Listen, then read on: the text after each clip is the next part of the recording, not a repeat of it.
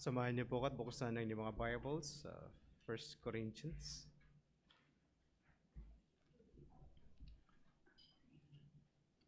First Corinthians chapter 4.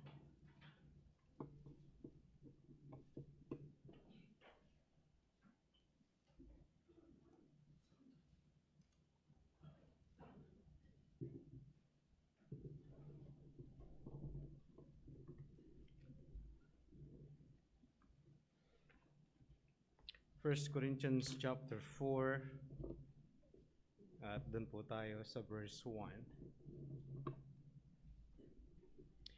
This is how one should regard us as servants of Christ and stewards of the mysteries of God. Moreover, it is required of stewards that they be found faithful. But with me, it is a very small thing that I should be judged by you or by any human court. In fact, I do not even judge myself. For I am not aware of anything against myself, but I am not thereby acquitted. It is the Lord who judges me. Verse 5. Therefore, do not pronounce judgment before the time, before the Lord comes, who will bring to light the things now hidden in darkness, and will disclose the purposes of the heart. Then each one will receive his commendation from God. Nalangin po tayo. Kami po ay patuloy na lumalapit sa inyo. Ang pangunawa ay aming pong hiling. Ang pagbibigay sa amin ng talino ay kailangan po namin upang ang mga salita ninyo ay tunay na mangusap sa amin, kaisipan at sa aming mga puso. Tulungan kami, o aming Diyos.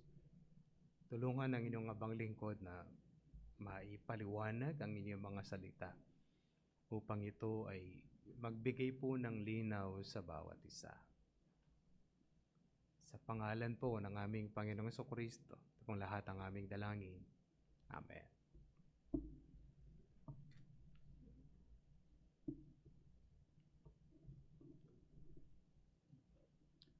Mayroong mga Bible school na gumagawa po ng mga evaluation para sa mga teacher. Para malaman po ng guro whether they are doing good or pwede nilang i-improve ang kanilang mga sarili. Dahil dito, nakakatulong po yun to have better teachers sa mga Bible school. Kaya lang, sa aklat po ng Korinto, there is a different story. At gusto nilang gumawa ng ganong bagay, kaya lang naging iba ang naging senaryo. Atin pong ituloy ang ating pag-uusap at pag-aaral. Exhortation to unite. At ngayon pag-uusapan natin, mga kapatid, servants of Christ.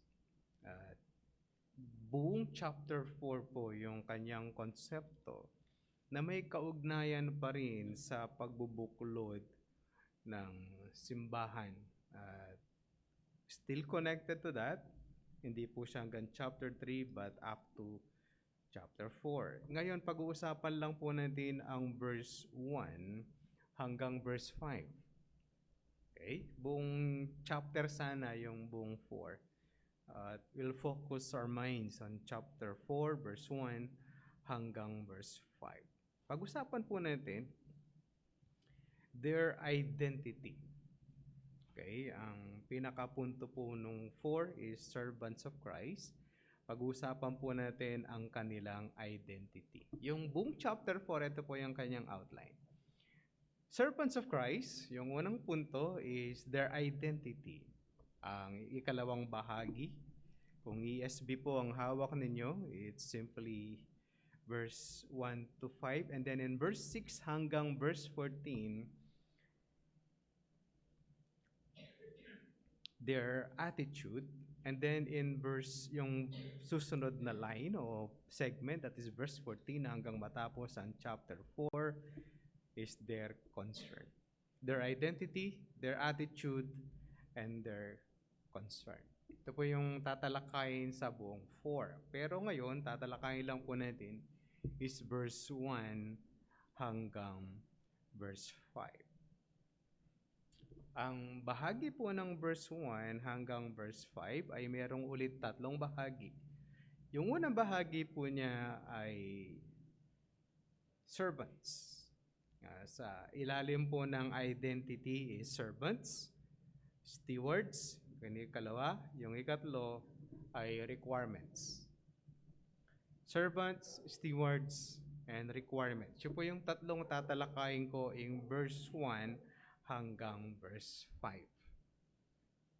Okay, sana matandaan nyo po. At kung di nyo po matatandaan, isulat nyo po yung mga punto dahil hindi ko na alam kung kailan ko ulitin ang Corinthians.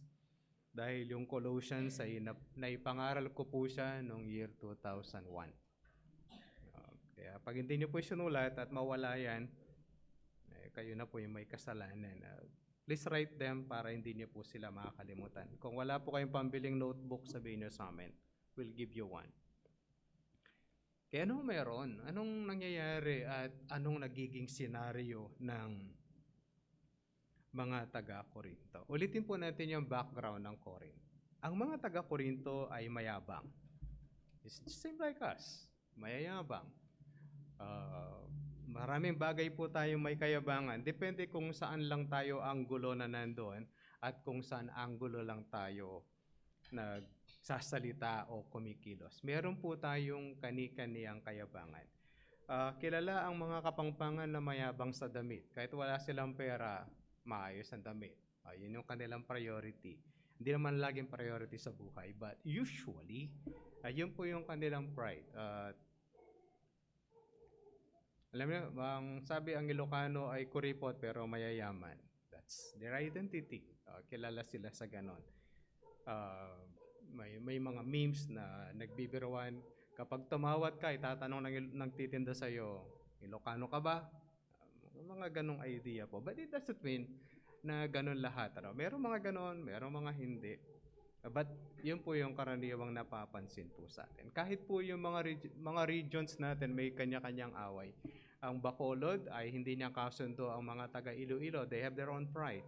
Ang Iloilo at Bacolod, hindi nila kasundo ang Cebu. Meron silang kani-kanyang kayabangan. Alam niya? There's a certain things na merong ganon. But it doesn't mean lahat po sila ganon. But merong mga ganong mga bagay at kung saan sila nagyayabang. Kaya yung Corinto, hindi naman excuse sa ganon. You're so one. Ganon din sila. Higit silang mayabang sa kanilang mga katalinuhan. An issue ng chapter 1 to 4 is their pride at kung kanino sila kumakampi ng mga mangangaral. I for Paul, I for Apollos, and I for Christ. Ibig sabihin, nagyayabangan sa loob ng church. Alam niyo mga kapatid, yung sana nagyayabangan yung isang church sa isang church. At kami ganito, sabi nitong isa, sabi ng isa, kami ganito. Nag-aaway sila, pero hindi sila magkasama. Pero ang problema natin sa Corinth, mga magkakasama sa church, pero magkakaaway sila sa loob. Because of their pride. Hindi nila sinasantabi yung pride. Even though they know na sila ay mga mananampalataya ng Panginoong Jesucristo. Ngayon, ayang ibaba yung kanilang mga sarili because of their identity. Ngayon pag-usapan natin. Pag pinag-usapan po natin ang mga apostol ng Diyos, yun po yung nakalagay sa title nyo, no? Okay, Ministry of the Apostles, nais kong talakayin as servants. As the servants of Christ. Ano ang meron sa kanila? Anong identity ng mga servants of Christ? Sabi na sa verse 1, this is how one should regard us. Okay? Hindi nag-iisa si Paul. He's not even talking about him and Timothy. He's talking with the others. Tingnan niyo po yung verse 6. Laktawan po natin para may bigay ko lang po yung asked. Sabi na in verse 6, I have applied all these things to myself and Apollos. Kaya pag sinabi niya doon sa us, he's talking about himself, he's talking about Apollos, at kasama niya rin si Pedro sa ganitong bagay, at gayon din yung mga apostoles. No wonder, ang pagkakalagay po ng ESV ay apostles. Doon niya, inilagay niya po yun dahil ito sila. Okay? Ito yung mga apostles. But when you treat the apostles o yung mga servant ng Diyos, sabi ni Paul, ganito nyo kami tingnan. Sabi niya, ano daw sila? Sabi niya, as servants of Christ.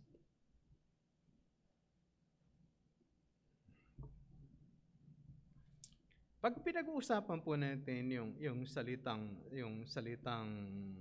servant, ito yung ginamit po nilang pang-equivalent sa English. Under rowers. Hindi ko rin naintindihan. Itagalogin ko na lang po para mas naintindihan natin. Nung nag-aaral tayo ng araling panglipunan, ito lang yung nakukuha ko sa exam. Ang pinakamababang alipin na meron tayo sa Pilipinas ay tinatawag nila noon na alipin sa gigilid. Oy, parang apat lang. Nakakaalam. Yung isa alipin sa namamahay. Tama ba ako? Aliping namamahay. Tama. Ang alipin namamahay, hindi siya nakatira doon sa bahay na pinaglilingkuran. Yes, his own house. On-call servants ang tawag. Yung alipin sa gigilid, 24 hours alipin po yon. Yun daw yung pinaka-lowest na alipin.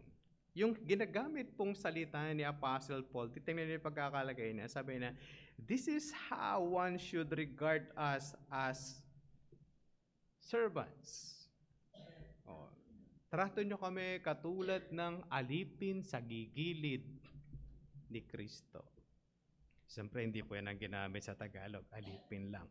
But in defining it, mga kapatid, pag tinitingnan natin, anong alipin ka? Anong alipin? Sinasabi ni Pablo, kami alipin sa gigilid. Yun yung how you treat us, how we look at Christ as the King, we are just like servants, the lowest servants na meron tayo sa mundo. Ganon kami. Pag tinignan kami, alipin sa gigilid. Ang problema nito, sometimes, sa panahon natin, meron nang na-develop na iba't ibang mga ranking even with the servants of God. Tingnan niyo po, apostles, pag sinasabi ni Paul, pag tinignan niyo ako as si Pablo at si Apollos, huwag niyo kaming tinitingnan na merong hierarchy, but we are all servants sa pinakamababang lagay. Kapag umangat doon, hindi na po yun alipin sa gigilid. Intindihan po natin, titingnan natin na kami ay mababa ang lagay. Alam niyo yun? Kami yung pinakamababang lagay sa harapan ng ating Panginoong Jesucristo. That's how you should look. Ang problema sa mundo, nag-imbento na yung mga pastor. Lagi ko pong inuulit ito, no? Pasensya na ako, hindi ko napipigilan. Pastor, Reverend, Bishop. Ang Reverend, ito yung karaniwan tawag po ng mga Amerikano sa pag nagsusulat sila, tawag nila sa kanilang mga pastor, they call them Reverend. Kapag sila ay very close, they just simply call their names. Hindi po sila nagtatawagan ng pastor. Baka may marinig kayo, pagkausap niyo yung mga Amerikano. Hindi po sila nagtatawagan ng mga pastor. Kahit po sa yung mga matatandang Reformed Baptist sa Pilipinas na Pilipino, hindi sila nagtatawagan ng pastor. Kung mag-uusap si Pastor Maramara tsaka si Pastor Sibeses, pag hinanap sa'yo yon, sasabihin, nakita mo ba si Rolly? Sabi ng isa, yung isa naman, nakita mo si Rene. Ganun po sila nag-uusap. Pagka tinanong, si Noel, nakita mo ba? Si Noel, ito yung idea ni Noel sa bagay na yan. Kapag tinatanong, Pastor, sino ang pinakamagaling sa inyo sa end times? Si Noel. Hindi yan sasabihin si Pastor Noel. Ganun po yung how they treat, kakaibigan kasi sila. Ngayon, pag pinag-uusapan po natin yung mga lowest servants, tapos, bakit may hierarchy yung mga pinakamababang alipin? Alam niyo yon? Umangat ng umangat, merong ordination para sa pastor, merong ordination para sa kapag naging reverend na siya, tapos i-ordain siya ulit para maging bishop. Kapag tiningnan niyo po yung bishop, equivalent niya sa ibang salita ng Biblia is elder. Saan galing yung bishop? Ayun, kakakopya nila ng hierarchy sa ibang churches. Ang Catholic Church ay meron silang bishop, meron silang obispo, and then meron silang mga regular priest. Kinaya yun. Bishop ka na alipin sa gigilid. Reverend ka na alipin sa gigilid. Ikaw ay pastor na alipin sa gigilid. Anong ang punto ni Pablo? What's the point of hierarchy? Bakit tinataas ninyo si Pedro? Bakit nyo itinataas si Apollo at ibababa si Pedro? Bakit ninyo itataas si Pablo, ibababa si Apollo, ibababa si Pedro? Samantalang pare-parehong mababa kami sa harapan ng Diyos because we are simply servants.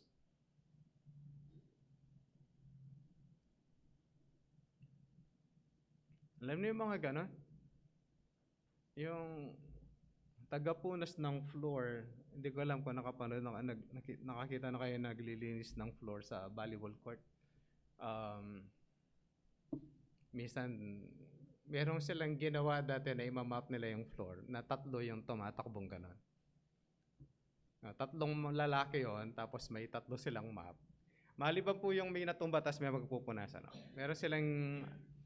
Merong bansa na gumawa na 3 yung nagpupunas. Sabay-sabay po yun, tapos ibabalik para mapunasan yung buong court. Sino mas mataas doon sa 3? Ako ang pinakamataas sa lahat ng tagapunas ng floor dito. I am the floor director. Kasama ko siya, floor director din. O sino mataas sa inyo? Kaming lahat ay tagapunas. So, sino mataas sa inyo? Ako, pinakamataas, tagapunas din. Siya, tagapunas din. Siya, tagapunas din. Sino mataas sa inyo? Tagapunas kami lahat. Yun yung definition po patungkol pag pinag-uusapan po yung scripture. Bakit may tataas? Equivalent lang yan sa alipin sa gigilid. Pastor, when pagkausap nila yung mga tao, yung mga pastors, they give respect. Iba po yung when they give respect, but equally. Naintindihan po natin. Kaya nga tinatawag na reverend yung mga pastors sa Amerika o mga ministers. They call them reverend. It's simply giving them respect. But it doesn't mean the other pastor is not reverend. Yung isa, tatawagan nila, reverend, tapos yung isang pastor, pare, kumusta pare? Hindi na pwedeng ganun. They should give proper respect dun sa dalawa. Kahit po sa mga churches, merong associate pastor. Hindi ka na maintindihan. May associate pastor, tapos may assistant pastor. Bakit parehong pastor? Pareho silang pastor, bakit may associate, may assistant? Unless otherwise, it is called for. Pero saan siya tinawag? Yung iba ay co-pastor mo pero lower sa'yo. Tapos yung iba mataas.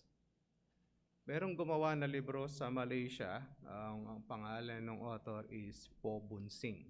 Ayun po yung kanyang buong pangalan. Sabi niya, sa mga pastors ay merong nagli-lead. Kaya merong mataas sa kanila. Kala ko ba co-equal? Bakit may mataas? Pwede mo nagli-lead sa usapan, but it doesn't mean treated higher. Kung hindi, babalik tayo sa Corinto setup. Alam niyo po yun? Babalik po yun sa Corinto setup. Kaya pag pinag-usapan po natin yung mga apostles, it should be co-equal and servants. Yun yung treatment po nila sa kanilang sarili. Ngayon, kapag yung manggagawa ng Diyos, hindi niya nakikita na siya ay servants of Christ, then he missed the point of the ministry. Servant siya ng Diyos at ng Panginoong Jesucristo na kailangan niyang gawin ang kanyang ministry. Kaya tinatawag din silang stewards, tagapangalaga ng misteryo ng Diyos.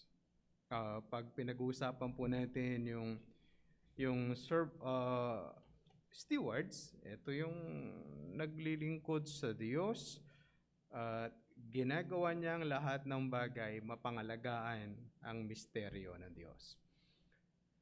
Dahil servants of Christ, ang pinakatrabaho ng mga manggagawa ng Diyos is on the Word of God. Ito yung pinaka-binibigyan po nilang pansin. Why is it? Bisan yung pastor nagkukulong and simply study at basa lang siya ng basa. Dahil ito po yung gusto niya pangalagaan, na ang ma-deliver every Sunday is a pure word.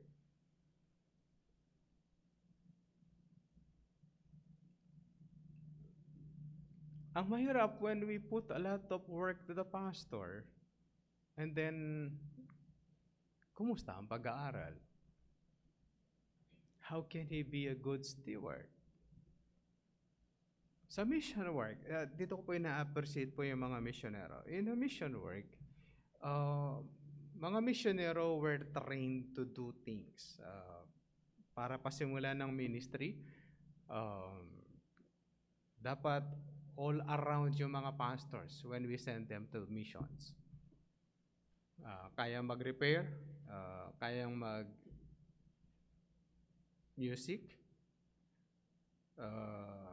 especially kaya niyang mangaral. All around po yun, hindi pwedeng hindi siya. Bakit kailangan na ganun?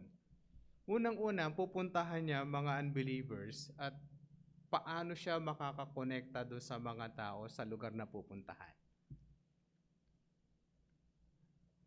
Pag misyonero, hindi ka naman pupunta sa isang lugar at magtatayo ka kagad ng malaking building. Meron church. sabi nung pastor, may church kami, nakuha na yung building, wala pa tao, sabi niya. Kasi mayaman yung isang membro nila doon, nagtayo na siya ng building, walang laman. Though meron na pong umaattend ngayon. But yun yung pasimula nila. But hindi po yung pangkaraniwan gawa po ng missions. Usually mission, they do a house church, magre-rent ng bahay yung pastor, doon sila magsisimula ng pananambahan. Yun po yung karaniwan. Pero pag pinag-usapan po natin yung lumalabas at pumupunta sa hindi mga syudad o mas malalayong liblib na lugar, the pastor should know how to do all things as much as possible. Pag may nasira, siya yung magkakarpintero. Basically, because there is no funds.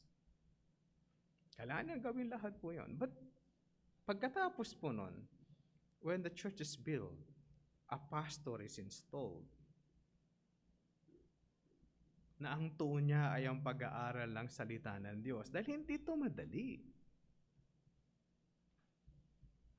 Minsan nakala ni pastor, pag nagbasa ako ng Bible o magbabasa ka ng Bible tapos magbabasa ka ng libro, ganun lang siya kadali. Hindi po. Meron po kong 6 na commentary para sa Corinthians. Hindi ko nababasa lahat. Minsan di rin ako natutulungan para maintindihan ko yung passage, lalo na yung 3 and 4. Hirap po ako sa 3 and 4. Mamaya pag nabasa po ninyo, hirap po ako dyan sa 3 and 4. Ayaw mabigyan ko po siya ng justice mamaya. But ang mga manggagawa ng Diyos, ito po yung trabaho, is to study the Word. And maiintindihan at mapag-ingatan ang kadalisayan ng salita ng Diyos when it is preached. But ayon po sa pag-aaral sa mysteries of God, it's not simply about the Bible but also contains of the knowledge of God. Kaya lang mahirap po yun. Ang meron tayo, it's simply the revealed word. Kaya ito po yung pinag-iingatan po ng mga manggagawa ng Diyos. Ano ang nilalaman ng salita ng Diyos? At kapag ipinangaral po ito, they make sure as much as possible, ito yung kanilang may papangaral. At dapat, ayon sa verse 2, moreover, it is required of the stewards that they be found faithful.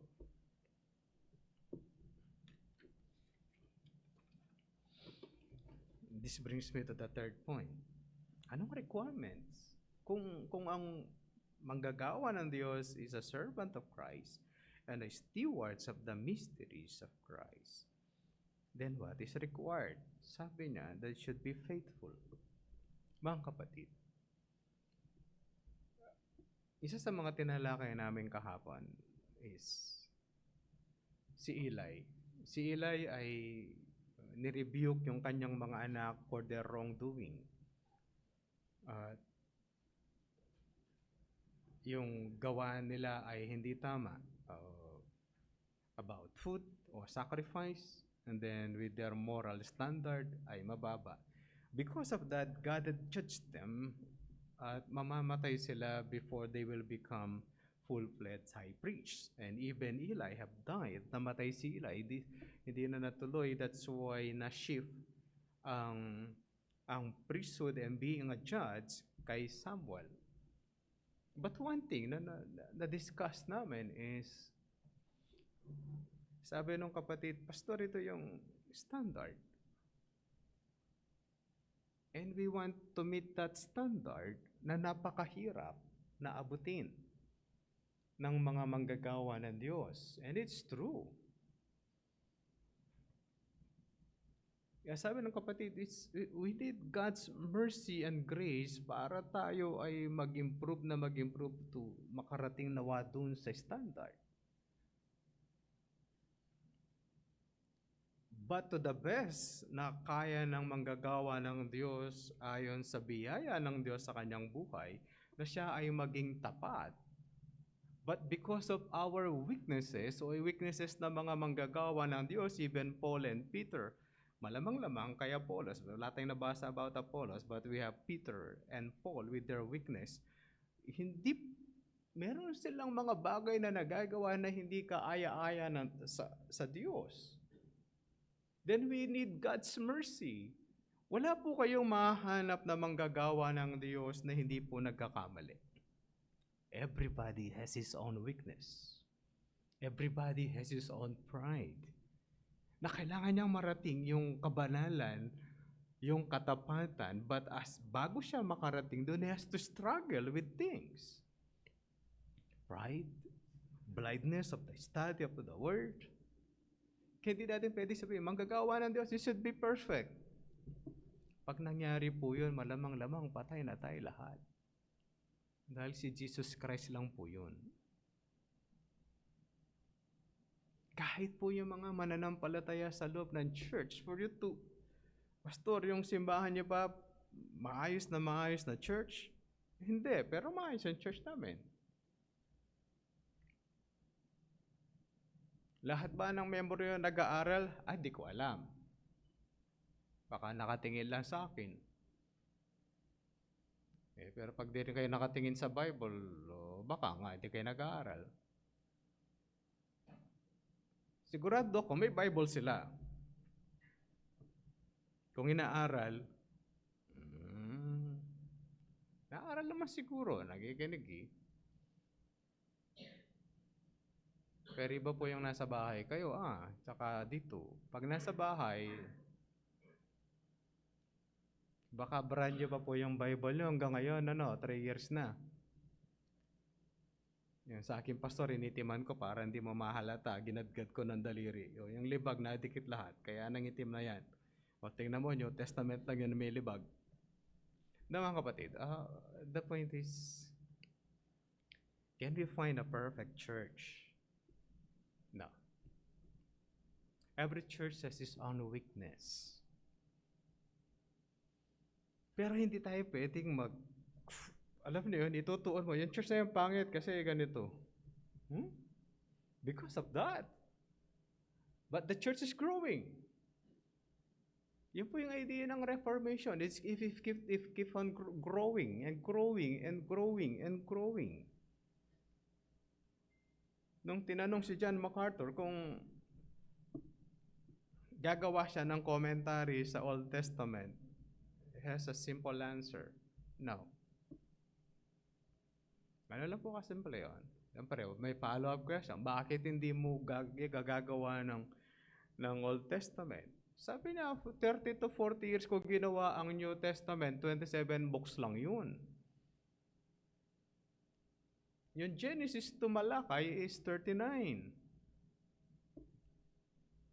Kaya matanda na ako. Sabi niya, hindi ko na magagawa. Namatay na nga siya, hindi niya nga ginagawa. Hindi ganun kadali yun. Ibig sabihin, nag-grow ba si John MacArthur? Yes. Ang dami na disciple. Isa ako doon na gumagamit ng kanyang commentary and reading ng mga libro niya about the scripture. But it doesn't mean hindi niya naintindihan ng Old Testament. Sabi niya, wala na akong time to make that. But it doesn't mean hindi niya alam o maintindihan. Probably, meron siya mga big ideas in every book ng Old Testament. But ang punto nito, mga kapatid, when we say faithful servants of Christ, don't look at them as if they are perfect, na hindi sila magkakamali, na wala silang weakness. They're growing. And growing. And growing. Sana nag-grow. Kaya pag sinabing good steward, ang manggagawa ba ng Diyos is growing sa kanyang pag-aaral ng salita ng Diyos. At naglilingkod siya by properly at his best sa biyaya ng Diyos to be good preacher and teacher of the word. But hindi sila pwedeng ikumpara sa isa't isa. They have their own weakness. They have their own strength. Kung nag-attend kayo ng church camp, yung pastor sa Dipolog, that's Pastor Dominic, is good with projector. Lahat halos sasabihin niya nakalagay sa screen. Panood ka ng screen and is everything. Ganon din po si Pastor TJ, is up to the dot, nakalagay dun sa screen. Pag ako ang tinanong, ikaw Pastor Babat, I simply can give outline. Ayaw mo mag-ganon? Una, ayaw ko. Ikalawa, di ako marunong. Para ako yung gumawa nun. Okay, magaling sila dun. They have their own strength.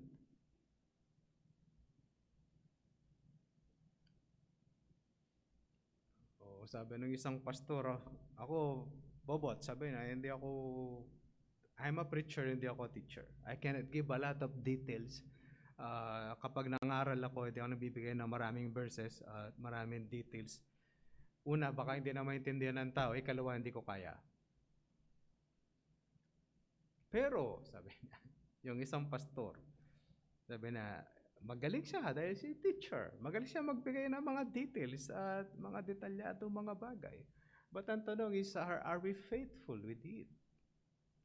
In understanding the scripture. Kaya kapag yung manggagawa is trying his best to be faithful, ang mga tao dapat ganun din. Aral tayo, mga kapatid. Aral tayo, hindi lang dito. Aral tayo sa bahay. Kaya nga lagi sinasabi, you write and you write para hindi nyo makalimutan. Pagdating sa bahay, you review, tama ba sinabi ni pastor? Ano sabi ng Bible? Kaya malungkot ako pag di kayo nagsusulat. Baka kala nyo, Dahil ako hindi ako naniniwala magaling ang memory nyo. Ako, bagay hindi naman tayo pare-pares. Ako po mahina yung aking memory. Kung malakas po yung memory nyo, ano ang outline last Sunday? Naalala nyo? Kung di nyo po naalala, you have to write. Pero alam nyo, hamang price ng year-end.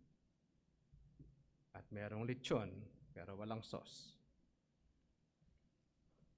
Nakalimutan yung sauce. Pero ano yung outline? O title na lang. Sulat nyo mamaya, tapos sabihin nyo sa akin. Sana naalala ko din. Intindihan niyo yung point ko, mga kapatid. We try our best. Ikaw, tapat ka din ba sa pag-aaral ng salita ng Diyos? Tapat ang manggagawa, they're trying their best. How about you? How about us? Pastor, minsan nalilis ka ng landas. That's my weakness. Baka hindi ko marating yung katapatan dun sa pag-aaral at paghalong ka sa salita ng Diyos. Naintindihan niyo ba? Meron po tayo mga ganun na meron pong panahon talaga sablay talaga. Buti meron pa minsan nagre-remind sa akin. Oo, parang ano, hindi ko...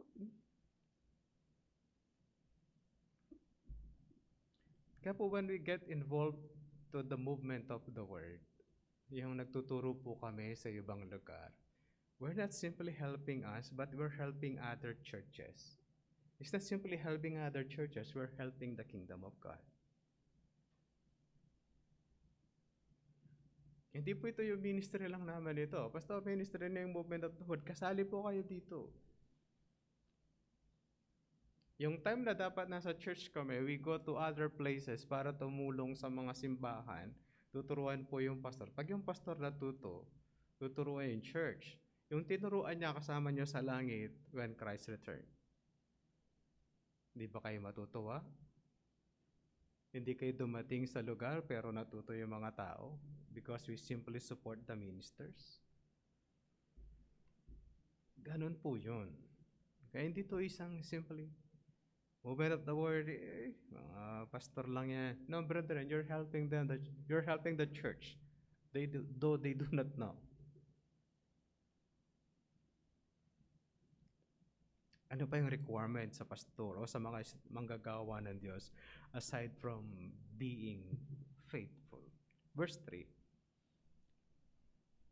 But with me, it is very small thing that I should be judged by you or by any human court. In fact, I do not even judge myself. Yan yung problema, ano? Kita niyo yung text? Naintindihan niyo po yung problema ko. Subukan po nating maintindihan. Bubuksan ko lang po sa Tagalog. Sabi po sa Tagalog, subalit para sa akin ay isang napakaliit na bagay ang ako'y hatulan ninyo. O ng alinmang hukuman ng tao. Ako man ay hindi humahatol sa aking sarili. Tingnan nyo, ayaw magpa-evaluate ni Paul, ano? Tama ba? Ayun po yung kagulo sa akin. Maguguluhan talaga ako.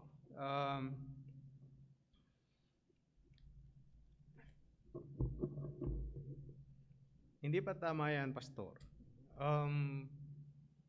Kapag Corinthian church ang kausap mo, hindi yan tama. It depends kung nasaan context po yan. Kaya lang Corinthian church po ito eh. Tingnan nyo kung saan nila gustong dalhin si Apostol Pablo. Sabi niya, siya ay hahatulan. Galing kasi sa King James po yan. Ang ESV ay judge din po yung ginamit. Tapos yung susunod, hahatulan siya ng church, one. That's the Corinthian church. Second, kapansin niyo ba? O ng alinmang hukuman ng tao. Court? Susunod sa susunod na mga bahagi po ng Korinto, yung Meron mga mananampalataya na dadalhin sa korte yung kanilang mga kapatiran, mga magkakapatid nag-aaway, and bring each other to the court. Which, nung unang panahon, nag-aaway ang mga Kristiyano sa lote dahil yung nag-aaway yung church tsaka yung school. Sino na ang may-ari ng lupa? Mas malaki na yung school. Kasi yung church, ang magiging miyembro mga Kristiyano, sa eskwelahan, nagiging estudyante kahit unbeliever. Tama. And then maraming pera ang church, ang school, naglalabgip na siya sa church.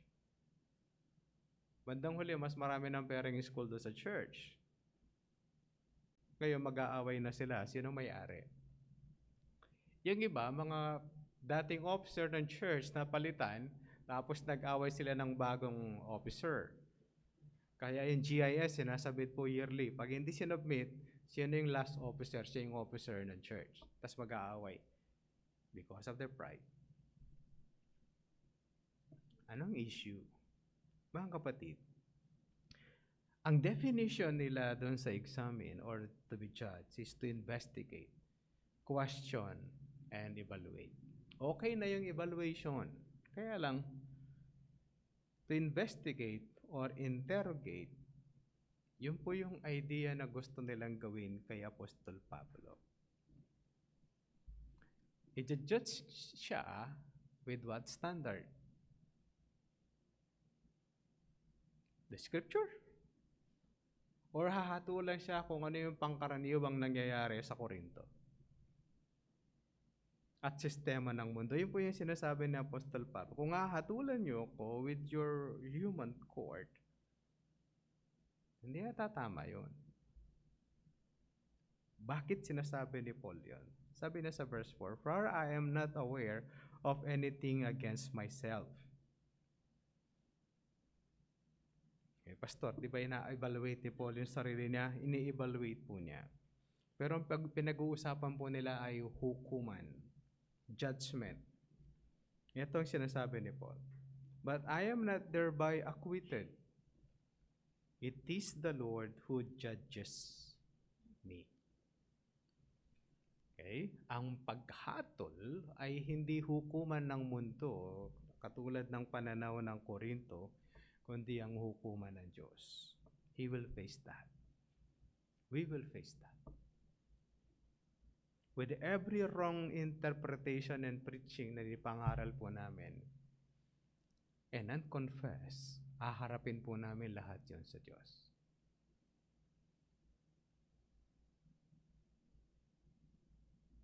Ganun po kabigat po yun. Sinasabi ni Paul, kung hahatulan nyo ako, i-interrogate nyo ako, at hahatulan nyo ako sa inyong sariling pananaw, maliit na bagay yan. Ang higit sa akin ay hahatulan ako ng Diyos.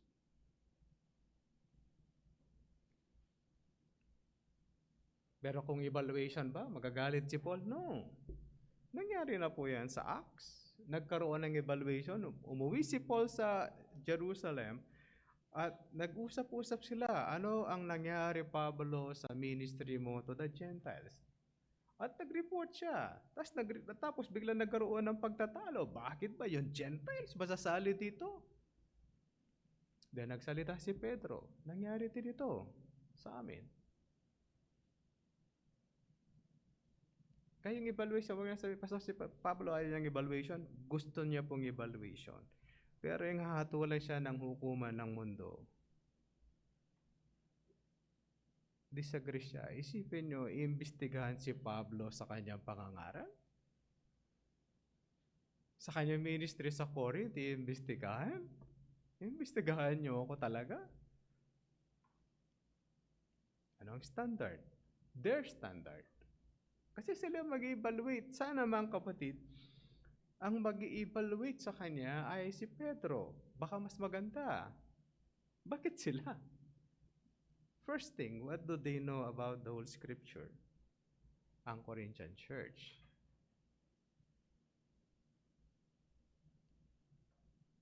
Merong isang church na i-split. Isa sa mga issues nila ay tithes and offering.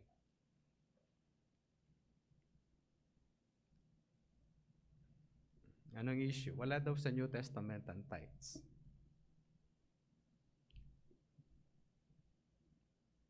Pero sa Old meron. Meron. Meron pala eh. Dahil ang Bible natin hindi kompleto kung wala yung Old. Pero yung naniniwala sa Old, naniniwala din sila na walang drums sa New Testament. Alam yung sources, ano? Wala sa New Testament ang drums.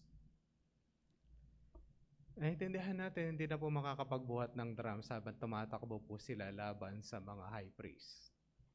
Ano? Alam nga naman, dadalhin nila yung drums nila doon sa Mount of Olives. This is a place of prayer of Jesus Christ. Dadalhin yung drums doon. Sabi ko nga doon sa isang nag-aaral na music, mag-aral ka rin ng gitara kasi pag mag-isa ka at mamamasyal ka, hindi mo pwedeng dalhin yung drums mo habang nagmumuni-muni ka sa Boracay. Dadalhin mo lahat ng drums mo doon. Gitara pwede. O yung drums, ilan yung dadalhin mo doon? Tapos kukumpletuhin mo. Alam niyo yun? Hindi po sinasabing hindi maganda. We love drums when it is played accordingly. When it is not played accordingly, we hate it. Kahit ano pong equipment, pag hindi tama yung pagtugtog, ayaw natin. Gusto natin maayos. Kaya mga kapatid, the whole Bible is the reference. Paano hahatulan ng mga taga-Korinto si Paul? What will be the reference? Their own wisdom. Di nga sila marunong. They compared Paul and Peter and Apollos. Kapag pagsasalita po sa harap, ang pinakamagaling ay si Apollo. That's for sure. Pinakamagaling po talaga siya magsalita. But he never compared himself better than others. Pag Old Testament, mas magaling si Paul. Pagka mabilis sa sagutan, Peter po yon. Mabilis po mag-isip yon. Mabilis sumagot. Kaya mabilis siya mapahamak din. Kaya sa kanya yung linyang, get thee behind me, Satan.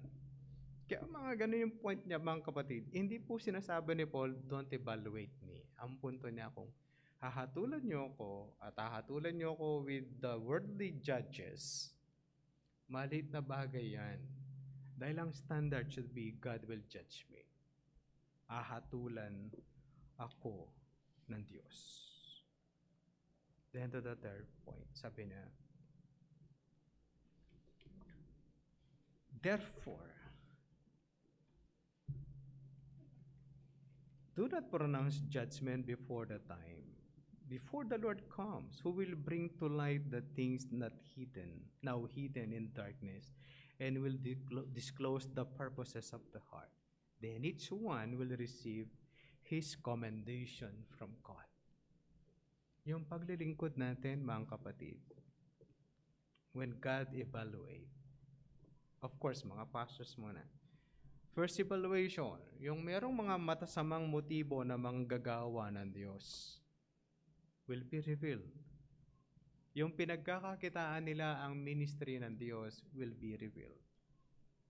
Yung paglilingkod natin, when we go to ourselves, pag tayo mga kapatid, am I doing what is right ayon sa Scripture? Am I serving, when I serve the Lord, do I serve with a good heart?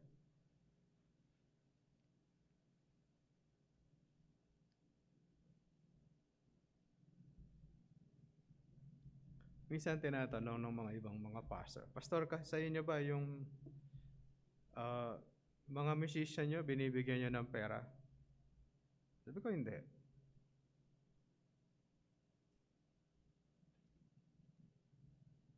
Ang binibigyan namin is yung mga full-time workers.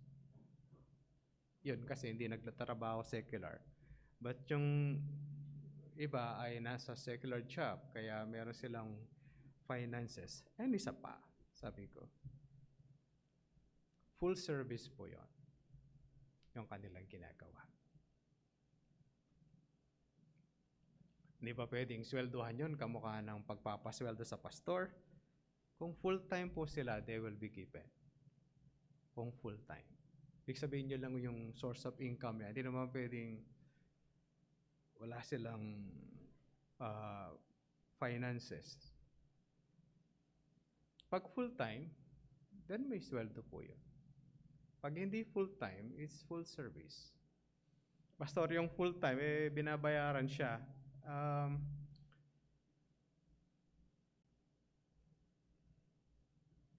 kapag hindi siya full-time, paano siya mag-aaral maayos ng salita ng Diyos?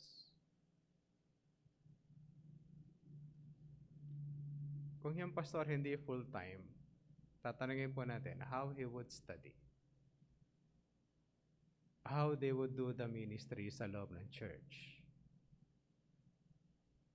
Kapag may patay, sino yung magsa-service? Yung pastor.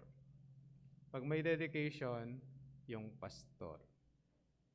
Pag hindi siya full-time, sasabihin niya sa'yo, may trabaho ako. May overtime ako ngayon, I can't be there on Sunday. Sino magpipreach? Bahala na si Batman sa inyo. That's why we pay for that. Unless otherwise, magtatrabaho po yung pastor. Kayo mga ngaral. Pag Sunday. Mauupo din siya. Kaya nga ibang mga preachers na hindi po full-time, we don't ask them to do every Sunday kasi mabigat. Naintindihan po natin yung idea na kami binibigyan namin, nasa inyo po yun. Kung marami naman kayong pera, o di, kaya lang yung paglilingkod nila, bayaran. Pagka ganon. We don't serve because of money. Pastor, malaking sweldo ng pastor.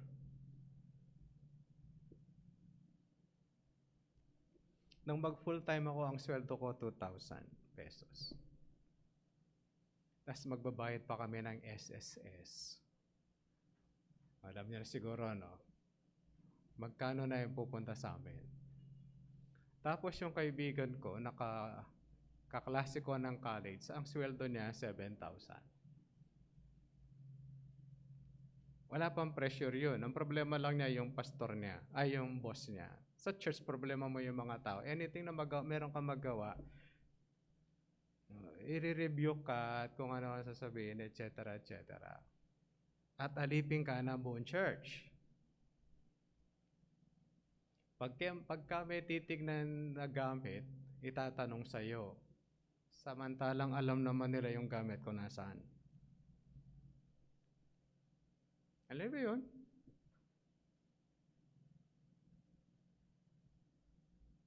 Meron time naghakot kami ng binagbag na pader, nakabarong kami, dalawa ni Pastor Fidel. Tapos naka-wheelbarrow kami, alam niyo yan? Tapos lalagay namin sa likod. Yun kasing office sa tire namin, gusto nila nakabarong kami. Tuloy, binagbag yung pader, walang trabahador kami nagkapot. Di kami. Alam niyo mga kapatid, mayroong mga malalaking sweldo sa malalaking church. Pero karaniwan, sakto lang. Or even less. Baka gusto niyo mag full time. And will work.